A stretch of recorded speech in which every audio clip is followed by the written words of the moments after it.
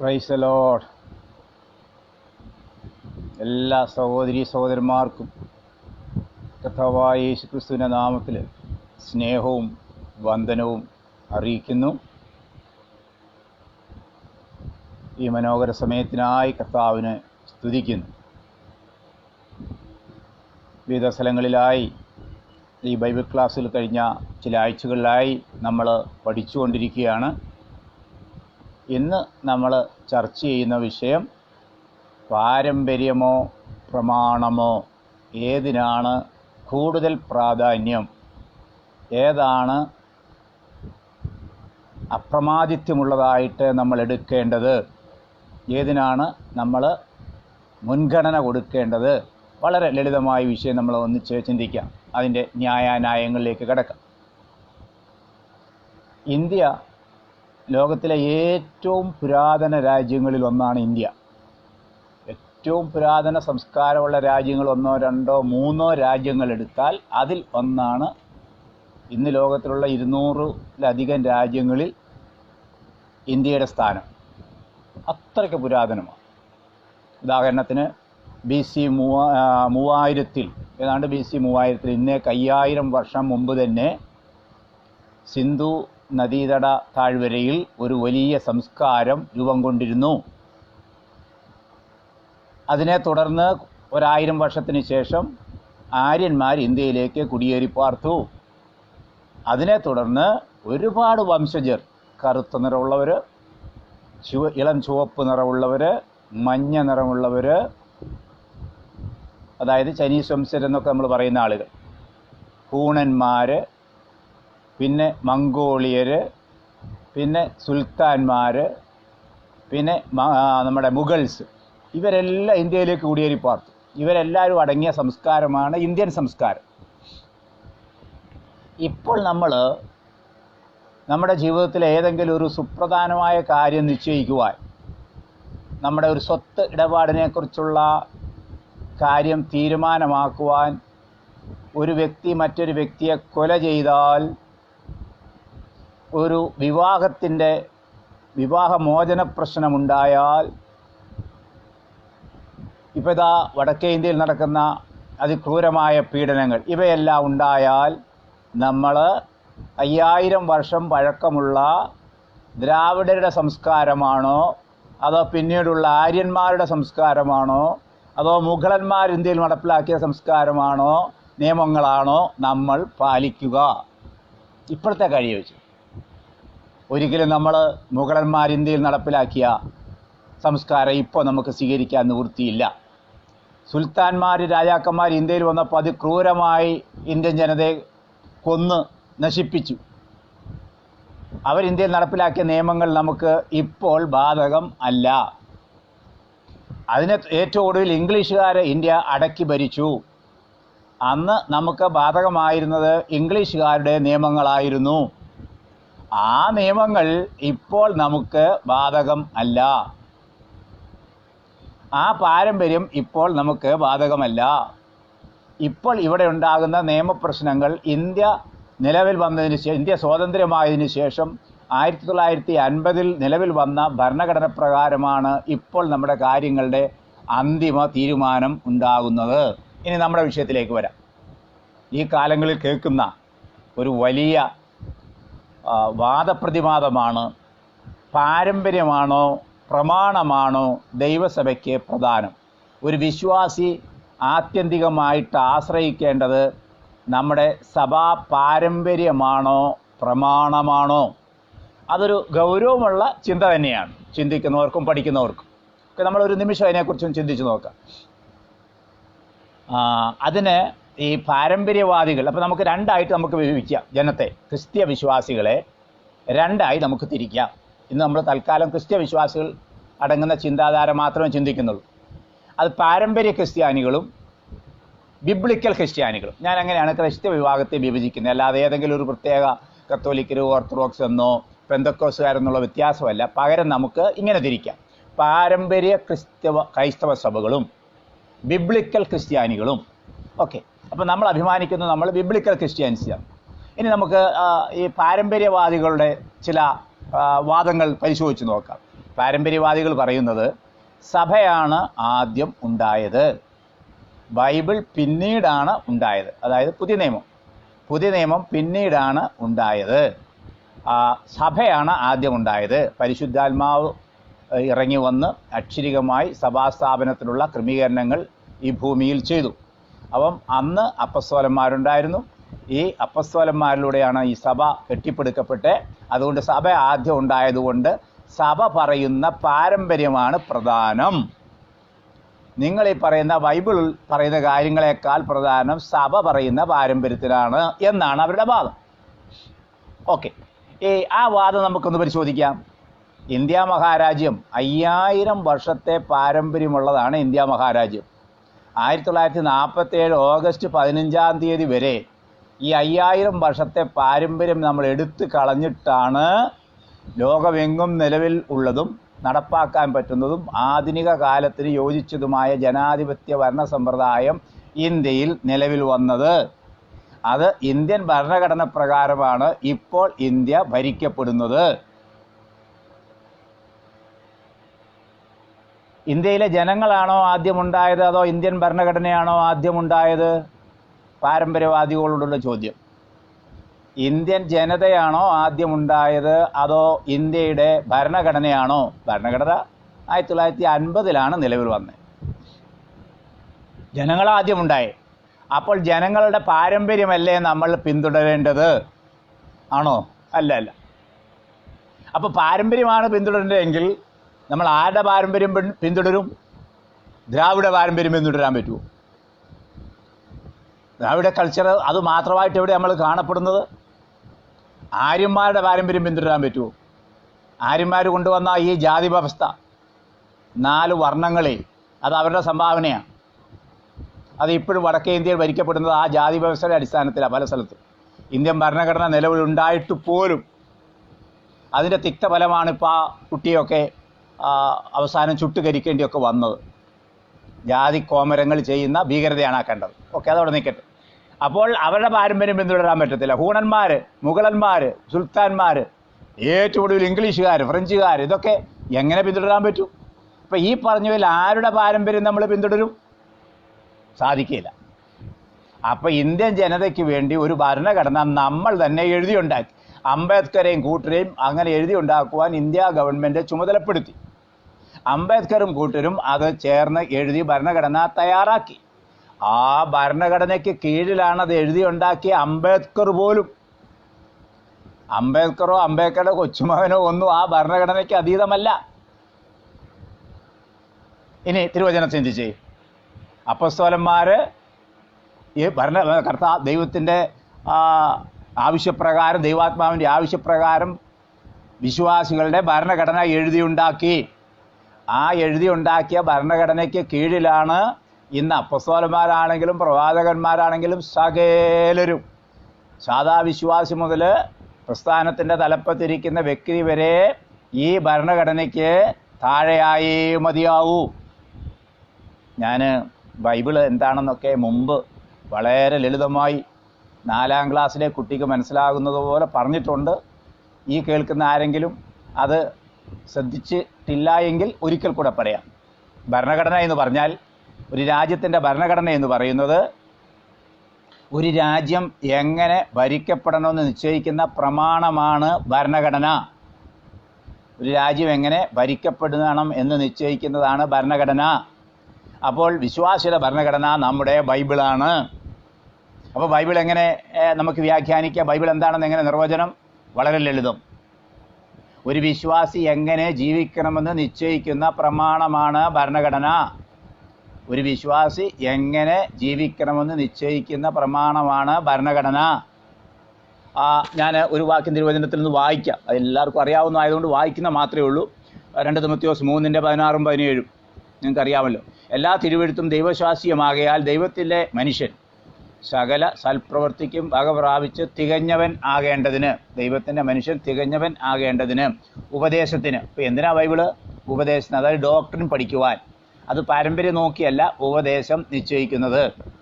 Okay, ഉപദേശത്തിനും ശ്വാസനത്തിനും, നമ്മളെ ഏതെങ്കിലും കാര്യത്തിൽ ശ്വാസന ചെയ്യണമെന്നുണ്ടെങ്കിൽ പഠിപ്പിക്കണമെന്നുണ്ടെങ്കിൽ, പറഞ്ഞു മനസ്സിലാക്കണമെന്നുണ്ടെങ്കിൽ ശാസനത്തിനും ഗുണീകരണത്തിനും എന്ന് പറഞ്ഞാൽ കറക്ഷൻ, നമ്മളെ കറക്ഷൻ നടത്തുവാൻ, പിന്നെ ഗുണീകരണത്തിനും. അപ്പം തിരുവചനം നമുക്ക് നൽകുന്നത് നമ്മളെ ശാസിക്കുവാൻ, നമ്മളെ പഠിപ്പിക്കുവാൻ, നമ്മളെ ഉറപ്പിക്കുവാൻ, നമ്മളെ ബലപ്പെടുത്തുവാൻ, നമ്മളെ ഉപദേശം പഠിപ്പിക്കുവാൻ, നമ്മളെ ശക്തീകരിക്കുവാൻ, നമ്മുടെ സകല ആത്മീയ കാര്യങ്ങൾക്കും അടിസ്ഥാനമായിട്ടുള്ളത് നമ്മുടെ ഭരണഘടനയാണ്.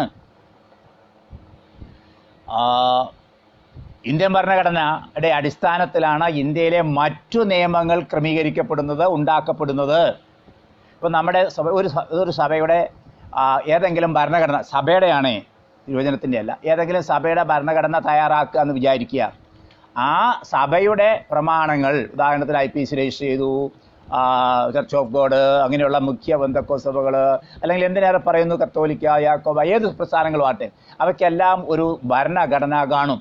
ഈ ഭരണഘടന തയ്യാറാക്കുന്നത് പോലും അടിസ്ഥാന ഭരണഘടനയായ ബൈബിളിനോട് ചേർന്ന് പോകുന്ന തരത്തിലായിരിക്കണം, ബൈബിളിന് കീഴ്പ്പെട്ടിരിക്കുന്ന തരത്തിലുള്ളതാകണം, ഇതിന് ആനുപാതികമായിരിക്കണം, ഇതിന് അനുസരണമായി നമുക്ക് നമ്മുടെ പ്രസ്ഥാനങ്ങളുടെ ഭരണഘടന തയ്യാറാക്കാൻ പറ്റുകയുള്ളൂ. അപ്പോൾ പാരമ്പര്യമല്ല പ്രധാനമെന്ന് പറയാൻ വേണ്ടി അതൊക്കെ പറഞ്ഞത്. ഇന്ത്യയെ സംബന്ധിച്ച് അങ്ങനെയാണ് പാരമ്പര്യമെങ്കിൽ ഉദാഹരണം നോക്കിക്കേ, ഇപ്പോൾ നമുക്ക് ജാതി വ്യവസ്ഥ പിന്തുടരേണ്ടി വരും, മനുസ്മൃതി സ്വീകരിക്കേണ്ടി വരും, അതൊന്നും സ്വീകരിക്കുന്നില്ല.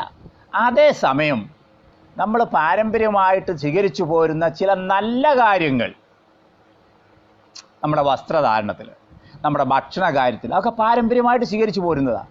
ചൈനക്കാർ തിന്നുന്ന പോലെ നമ്മൾ പുഴുവും പന്നിയും പട്ടിയും ഒന്നും നമ്മൾ തിന്നാറില്ല.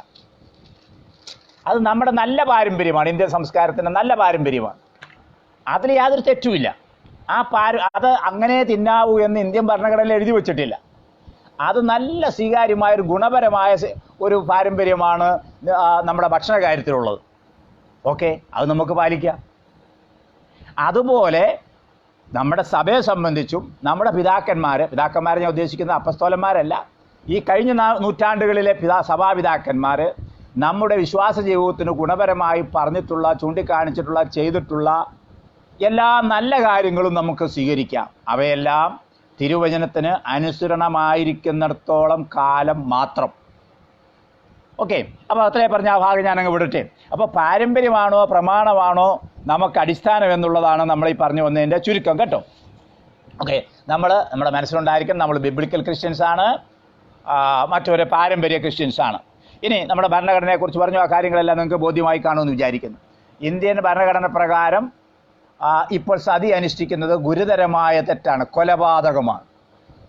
ഒരു വിധവയെ ആ വിധവയുടെ ഭർത്താവിൻ്റെ തീയിൽ കൊണ്ടുപോയിട്ട് ആരെങ്കിലും ചുട്ടുകൊന്ന കൊലക്കുറ്റത്തിനാണ് കേസെടുക്കുന്നത്, അല്ലാതെ അപകട മരണത്തിനോ അസ്വാഭാവിക മരണത്തിനോ അല്ല, കൊലക്കുറ്റത്തിനാണ്. പക്ഷേ ഇന്ത്യയുടെ ഒരു പാരമ്പര്യമായിരുന്നു, പ്രത്യേകിച്ച് വടക്കേ ഇന്ത്യയിലെ ഒരു പാരമ്പര്യമായിരുന്നു വിധവമാരെ ഭർത്താവിൻ്റെ ചിതയിൽ ചുട്ടരിക്കുന്നത്. ആ പാരമ്പര്യം ഇന്ത്യൻ ഭരണഘടന വന്നതോടുകൂടി മാറ്റി എഴുതി. അതുപോലെ തന്നെ ദേവദാസി സമ്പ്രദായങ്ങൾ ഇന്ത്യയിലുണ്ടായിരുന്നു, അത് ഇന്ത്യൻ ഭരണഘടന വന്നപ്പം മാറ്റി എഴുതി. അതുപോലെ തന്നെ ഭൂമി മുഴുവൻ ജന്മിമാരുടെയോ അല്ലെങ്കിൽ കോവിലത്തുകാരുടെയോ രാജാവിൻ്റെയോ പേരിലോ ദേവസ്വത്തിൻ്റെ പേരിലോ ഒക്കെ മാത്രമായിരുന്നു, സാധാരണക്കാരന് 1 ഇഞ്ച് ഭൂമി പോലുമില്ലായിരുന്നു. ഇന്ത്യൻ ഭരണഘടന വന്നപ്പോൾ സാധാരണക്കാരനും അവൻ്റെ ജന്മാവകാശമായി മാറി ഒരു തുണ്ട് ഭൂമിയുള്ളത്, നമുക്കും അതിന് അവകാശിയായി തീർന്നു. അപ്പോൾ പാരമ്പര്യപ്രകത്തിലല്ല, പ്രമാണത്തിനാണ് സുപ്രധാനമായ കാര്യങ്ങളുടെ തീരുമാനമെടുക്കാനുള്ള അവകാശവും അധികാരവും എന്ന് പറയാൻ വേണ്ടിയാണ് ഞാനിത് പറഞ്ഞത്. അതിൻ്റെ സമയം ചുരുക്കം കൊണ്ട് ഇന്ന് എല്ലാ കാര്യങ്ങളും പറയാൻ നിവൃത്തിയില്ല, നമുക്ക് മുന്നോട്ട് പോകാം. അപ്പോൾ നോക്കാം, ഏതൊക്കെ കാര്യത്തിൽ നമുക്ക് പാരമ്പര്യം സ്വീകരിക്കാം, ഏതൊക്കെ കാര്യത്തിൽ നമുക്ക് പ്രമാണം സ്വീകരിക്കാം. എല്ലാ കാര്യത്തിലും പ്രമാണമാണ് മുൻഗണന. ഓരോന്നോരോന്ന് നമുക്ക് ഒരു 3-4 കാര്യങ്ങൾ, ക്രൈസ്തവ വിശ്വാസത്തിലെ അടിസ്ഥാന പ്രമാണങ്ങളായ 3-4 കാര്യങ്ങൾ നമ്മൾ എടുത്തിട്ട് ഇതിൽ പാരമ്പര്യത്തിൻ്റെ പ്രസക്തി അല്ലെങ്കിൽ പ്രമാണത്തിൻ്റെ പ്രസക്തി നമുക്കൊന്ന് പരിശോധിച്ചു നോക്കാം. ഒന്നാമത്തെ കാര്യം ആരാധന. അത് തന്നെ സമയം ഒത്തിരി എടുത്തു പറയേണ്ടതാണ്, എങ്കിലും ചുരുക്കി അതിനെക്കുറിച്ച് പറയാം. പാരമ്പര്യക്കാർക്ക് ആരാധന എന്ന് പറയുന്നത് ഒരു ആചാരം ആണ്, വെറും അനുഷ്ഠാനം ആണ്. ഞാൻ ഉൾക്കൊണ്ട് നിന്നിരുന്ന എൻ്റെ മാതൃസഭ, പേരൊന്നും ഇനിയിപ്പോൾ പറയേണ്ട കാര്യമില്ലല്ലോ, ആ മാതൃസഭക്കാർ അവർ കുർബാന കാണാൻ പോവുകയാണ് ചെയ്യുന്നത്. അങ്ങനെ പറയുന്നത് കേട്ടിട്ടുണ്ട്. ഇപ്പോൾ ചെറുപ്പക്കാർ ചോദിച്ചാൽ അവരതൊന്നും പറയത്തില്ല. അവർക്ക് മനസ്സിലായി കുർബാന കാണുകയല്ല, അത് നമ്മൾ അത് പങ്കെടുക്കേണ്ടവരാണെന്ന് ഇപ്പോൾ അവർക്കറിയാം. പക്ഷെ മുമ്പ് ഒരു 10-15 കൊല്ലം മുമ്പ് വരെ അവർ കുർബാന കാണുക എന്നാണ് പറയുന്നത്. അതൊരു പുരോഹിത ശുശ്രൂഷയായിരുന്നു. ഏതാ? ആരാധന ഒരു പുരോഹിത ശുശ്രൂഷയായി ഇപ്പോഴും. അതാണ് ഞാൻ ചോദിക്കുന്നത്. ആരാധന ഒരു പുരോഹിത ശുശ്രൂഷയാണ് ആർക്ക്? പാരമ്പര്യക്കാർക്ക്. നമുക്കോ? ആരാധന ഓരോ വ്യക്തിയും ചെയ്യേണ്ട അടിസ്ഥാന കടമയാണ് ആരാധന. നോക്കുക, ബിബ്ലിക്കൽ ക്രിസ്ത്യനെ സംബന്ധിച്ച് ആരാധന എന്ന് പറയുന്നത് ദൈവം തമ്പുരാൻ്റെ മുമ്പിൽ നമ്മളുടെ മനസ്സും നമ്മുടെ ശരീരവും നമ്മുടെ ബുദ്ധിയും നമ്മുടെ ജീവൻ, ദേഹം, ദേഹി, ആത്മാവ് എല്ലാം അത് ദാനമായി തന്ന ദൈവം തമ്പുരാൻ്റെ മുമ്പിൽ സമ്പൂർണമായി സമർപ്പിക്കുന്നതാണ് യഥാർത്ഥത്തിൽ ആരാധന. ആരാധനയെക്കുറിച്ച് ഞാൻ പഠിപ്പിക്കുമ്പോൾ പഴയ നിയമത്തിലെ അബ്രഹാമിൻ്റെ ആ ഉദാഹരണം ഞാൻ മാത്രമല്ല പലരും എടുക്കാറുണ്ട്. അബ്രഹാം തൻ്റെ മകനെ ബലി അർപ്പിച്ചതായിരുന്നു അബ്രഹാമിൻ്റെ ആരാധന. നമ്മുടെ ആരാധന നാം നമ്മെ തന്നെ ബലിയായി സമർപ്പിക്കുന്നതാണ്. അതായത് ഹൃദയ ബലി. നമുക്ക് ആത്മഹത്യ ചെയ്തോ കഴുത്തറുത്തോ നമുക്ക് ബലി കൊടുക്കാൻ പറ്റത്തില്ല. ഇപ്പം നമ്മൾ നമ്മളെ ബലി കൊടുക്കും. നമ്മൾക്ക് ഏറ്റവും പ്രധാനപ്പെട്ടത് എന്താണോ, അബ്രഹാമിന് ഏറ്റവും പ്രധാനപ്പെട്ടത് എന്തായിരുന്നോ അത് അവൻ ബലിയായി നൽകി. നമുക്ക് ഏറ്റവും പ്രധാനപ്പെട്ടത് എന്താണ്? നമ്മുടെ ജീവനാണ്, നമ്മുടെ മക്കളാണ്, നമ്മുടെ കുടുംബമാണ്, നമ്മുടെ ജീവിതമാണ്, നമ്മുടെ സമ്പത്താണ് നമുക്ക് ഏറ്റവും പ്രധാനപ്പെട്ട, നമ്മുടെ വിദ്യാഭ്യാസം, നമ്മുടെ ജോലി. ചുരുക്കം പറഞ്ഞാൽ നമ്മളെ തന്നെ ദൈവകരങ്ങളിൽ സമ്പൂർണമായി സമർപ്പിക്കുന്നതിന് പേരാ പ്രിയപ്പെട്ടവരെ. അതാ പ്രക്രിയയാണ് ആരാധന. അത് പള്ളിയിൽ, അത് പാരമ്പര്യക്കാർ അൾത്താരയിൽ നിർവഹിക്കുന്നു. അവർക്ക് അത് നടത്താനുള്ള അൾത്താരയിൽ നടക്കുന്ന ഒരു കർമ്മമാണ് പാരമ്പര്യക്കാർക്ക് ആരാധന. ബിബ്ലിക്കൽ ക്രിസ്ത്യാനിസിന് അത് ഹൃദയ ബലിയാണ് ആരാധന. അപ്പം നമ്മൾ ഏത് സ്വീകരിക്കും? പാരമ്പര്യം സ്വീകരിക്കുവോ ഹൃദയ ബലി സ്വീകരിക്കുവോ? പാരമ്പര്യമല്ല. പാരമ്പര്യപ്രകാരം ശരിക്കും ഇക്കാര്യത്തിൽ അപ്പസ്തോലിക പാരമ്പര്യം സ്വീകരിക്കണം. അപ്പസ്തോലിക പാരമ്പര്യം എന്തായിരുന്നാൽ അവരുടെ ഹൃദയത്തെ ദൈവത്തിനും സമർപ്പിച്ചു. പത്രോസും പൗലോസും അല്ല അവരുടെ ശരീരം പോലും സമർപ്പിച്ചു. അപ്പോൾ ഹൃദയബലിയുടെ കൂട്ടത്തിൽ ശരീരം പോലും സമർപ്പിച്ചു. അതാണ് ശരിയായ ആരാധന. എന്നാൽ ആ കുന്തിരിക്കം പോയിക്കുന്നതോ കുറേയേറെ മെഴുകരി വച്ചിച്ചു വെക്കുന്നതോ ഒരു പ്രത്യേകമായ അൾത്താര ഉണ്ടാക്കിയ പഴയ നിയമത്തിലെ പോലെ യാഗപീഠം ഉണ്ടാക്കി ബലിപീഠം ഉണ്ടാക്കി അതുമേൽ ഏതെങ്കിലും ബലികർമ്മങ്ങൾ ചെയ്യുന്നതോ അത് ക്രൈസ്തവമല്ല. അത് പാരമ്പര്യമായി അവിടെ പ്രസ്ഥാനങ്ങൾ ചെയ്യുന്നതാണ്. ഞാൻ ആ ചെയ്യുന്നതിനെ അവരെ തെറ്റുപറയല്ല. അത് ബിബ്ലിക്കലല്ല. ഓരോ പ്രസ്ഥാനത്തിനും അവന് ഇഷ്ടമുള്ള ആരാധന രീതി സ്വീകരിക്കാം, പാരമ്പര്യം സ്വീകരിക്കാം. അതൊന്നും നമുക്ക് തെറ്റാണെന്ന് പറയാൻ പറ്റത്തില്ല. പക്ഷേ അത് ബിബ്ലിക്കലല്ല. അപ്പം ആരാധനയെ സംബന്ധിച്ച് അവർക്ക് കുർബാന കാണുന്നു. നമ്മൾ കുർബാന കാണുകയല്ല, ആരാധനയിൽ പങ്കെടുക്കുന്നു, ദൈവത്തെ ആരാധിക്കുന്നു, സമ്പൂർണമായി സമർപ്പിക്കുന്നു. എന്നെ കേൾക്കുന്ന ഒരുപാട് പേര്, ഈ പ്രിയപ്പെട്ടവർ പാരമ്പര്യ ക്രിസ്ത്യാനികൾ കാണും, ബിബ്ലിക്കൽ ക്രിസ്ത്യൻസ് കാണും. എന്നെ കേൾക്കുന്നവർ നിങ്ങൾ ഒരു കാര്യം ഓർക്കണം. നിങ്ങൾ ഈ ബിബ്ലിക്കൽ ക്രിസ്ത്യാനിറ്റി അംഗീകരിച്ചിട്ടില്ല എങ്കിൽ ഇതുവരെയും ഈ ആരാധന ഒരു നിമിഷം നിങ്ങളൊന്ന് ചിന്തിക്കണം. ഞാനിങ്ങനെ പുരോഹിതൻ കാണിക്കുന്ന എന്തോ ആചാര കർമാനുഷ്ഠാനങ്ങൾ വളരെ ദൂരെ നിന്ന് നോക്കി നമ്മൾ കുരിശു വരച്ച് പോരുന്നത് കൊണ്ട് നമ്മുടെ ആരാധന എങ്ങനെ പൂർണ്ണമാവും? എൻ്റെ ഫേസ്ബുക്ക് സുഹൃത്തുക്കളും എൻ്റെ ബന്ധുക്കളും കുടുംബക്കാരെല്ലാം പാരമ്പര്യ ക്രിസ്ത്യൻസാണ്. ഞാൻ മാത്രമാണ് വിശ്വാസത്തിൽ ആ ഭാഗത്തുനിന്ന് വന്നിട്ടുള്ളത്. അപ്പോൾ അതുകൊണ്ട് അവർ സ്നേഹപൂർവ്വം ബഹുമാനപൂർവ്വം അവരോട് പറയുന്നത് എങ്ങനെ ഇത് ഈ പാരമ്പര്യം നമുക്ക് സ്വീകരിക്കാൻ കഴിയും? അത് സഭയുടെ ശുശ്രൂഷയായിട്ട് ഞാൻ കൂട്ടാം. അത് പക്ഷേ ദൈവത്തെ ആരാധിക്കാനുള്ള ഒരു സംവിധാനമായിട്ട് നമുക്ക് അംഗീകരിക്കാൻ നിവൃത്തിയില്ല. അപ്പോൾ അതിൽ ബിബ്ലിക്കലാണ്. അതായത് ആരാധനയുടെ കാര്യത്തിൽ ഓക്കെ. ഇനി അപ്പോൾ പറയും പാരമ്പര്യം അതിൽ ഉണ്ട്. ചില നല്ല കാര്യങ്ങൾ ഞാൻ പറയാം. പാരമ്പര്യ ക്രൈസ്തവർ അവരുടെ ആരാധനാലയത്തോട് കാണിക്കുന്ന ആ ഭക്തി, നമ്മൾ ആ ഭക്തി അതുപോലെ സ്വീകരിച്ചില്ലെങ്കിലും ആരാധനാലയത്തെ ബഹുമാനത്തോടെ കാണണം. അതൊരു നല്ല മാതൃകയാണ് പ്രിയപ്പെട്ടവർ കാണിക്കുന്നത്. മറ്റൊന്ന്, ആ കുർബാനയുടെ സമയത്ത് അവർ മുട്ടുകുത്തി പങ്കെടുക്കുന്നു. നമുക്കത് ബിബ്ലിക്കൽ ക്രിസ്ത്യൻസിനും അത് സ്വീകരിക്കാവുന്നതാണ്. മുട്ടുകുത്തുക എന്ന് പറയുന്നത് വിനയത്തിൻ്റെ ഒരു വലിയ അടയാളമാണ്. ദൈവം തമ്പുരാൻ്റെ സന്നിധാനത്തിൽ മുട്ടുകുത്തി പ്രാർത്ഥിക്കുന്നതും ആരാധനയിൽ പങ്കെടുക്കുന്നതും നല്ല ഒരു കാര്യമാണ്. നമ്മളാട്ടെ കസേരയിലും ചിലർ പായിലും ഒക്കെ ഇരുന്നാണ് ആരാധനയിൽ പങ്കെടുക്കുന്നത്. അപ്പോൾ ഈ നല്ല മാതൃക കാണിച്ചു എന്നത് നമുക്ക് സ്വീകരിക്കാം. പക്ഷേ ആ ആരാധന എന്ന് പറയുന്ന ആ പ്രക്രിയ, നമ്മളെ സമർപ്പിക്കൽ, അത് പുരോഹിത ശുശ്രൂഷയല്ല. സകല വിശ്വാസികൾക്കും സകല ദൈവമക്കൾക്കും ദൈവത്തിൻ്റെ രക്തത്താൽ വീണ്ടെടുക്കപ്പെട്ട സകല പേർക്കുമുള്ള ആണ് ഈ ആരാധന എന്ന് പറയുന്നത്. ക്ലിയറായി കാണുമെന്ന് വിചാരിക്കും. ആരാധനയെക്കുറിച്ച് തന്നെ നമുക്ക് മറ്റൊരു ദിവസം ക്ലാസ്സുകൾ എടുക്കാം. അപ്പോൾ ആരാധനയുടെ കാര്യത്തിൽ പാരമ്പര്യമാണോ വിശ്വാസം, പിന്നെ ബൈബിളാണോ, അല്ലെങ്കിൽ പാരമ്പര്യമാണോ പ്രമാണമാണോ പ്രധാനം എന്ന് ചോദിച്ചാൽ അടിവരയിട്ട് പറയാം, അസന്ദിഗ്ധമായിട്ട് പറയാം, ഒരു സംശയവും ഇല്ലാതെ പറയാം, പാരമ്പര്യമല്ല പ്രമാണമാണ് ആരാധനയ്ക്ക് വലുത്. ഇനി 2, പാരമ്പര്യ ക്രിസ്ത്യാനികൾ എങ്ങനെയാണ് ക്രിസ്ത്യാനിയായിട്ട് അറിയപ്പെടുന്നത്, അവരുടെ ലക്ഷണം എന്താണ്? പാരമ്പര്യ ക്രിസ്ത്യാനികൾക്ക് അവർ ക്രിസ്ത്യാനിയാകുക എന്ന പ്രക്രിയ മാമോദീസായിലൂടെയാണ്. അതായത് സ്നാനജലം തളിച്ചാണ് അവർ ക്രൈസ്തവ വിശ്വാസത്തിലെ അംഗത്വം എടുക്കുന്നത്. അവിടെ എന്താണ് പ്രമാണമാണ് നമ്മൾ നോക്കേണ്ടത്. ഏതെങ്കിലും ഒരു ക്രിയ ചെയ്തു എന്നുള്ളതല്ല. നമ്മളെങ്ങനെയാണ് ഇന്ത്യൻ പൗരനാകുന്നത്? ഇന്ത്യയിൽ ജനിക്കണം. ഈ ഇന്ത്യയിൽ ജനിച്ചതുകൊണ്ട് ഇന്ത്യൻ പൗരനാവുമോ? അതുമില്ല. ഒരു പാരമ്പര്യ സഭയിലെ പാരമ്പര്യമായ അപ്പൻ്റെയും അമ്മയുടെയും മകനോ മകളോ ആയി ജനിച്ചത് കൊണ്ട് നാം ക്രിസ്ത്യാനി ആവുകയില്ല. നമ്മൾ ഒരിക്കലും ക്രിസ്ത്യാനി ആവുകയില്ല. നമ്മൾ ഇന്ത്യക്കാരായ നമ്മുടെ മക്കൾ ഗൾഫിൽ പോയി നമ്മുടെ കുഞ്ഞുങ്ങൾ അവിടെ പ്രസവിക്കുന്നു. പക്ഷേ ഒരിക്കലും അവർ ഗൾഫിലെ സിറ്റിസൺഷിപ്പ് കിട്ടുകയില്ല. മാതാപിതാക്കൾ ആരാണെന്ന് നോക്കിയാണ്, ആർക്കാണ് ജനിക്കുന്നതെന്ന് നോക്കിയാണ് പൗരത്വം നിശ്ചയിക്കുന്നത്. എവിടെ ജനിച്ചു എന്നതിനേക്കാളുപരി ആരുടെ മകനായി മകളായി ജനിച്ചു എന്നുള്ളതാണ് പൗരത്വം നിശ്ചയിക്കുന്നത്. അതുപോലെ ദൈവത്തിൻ്റെ മകനും മകളുമായി ജനിക്കുമ്പോൾ മാത്രമേ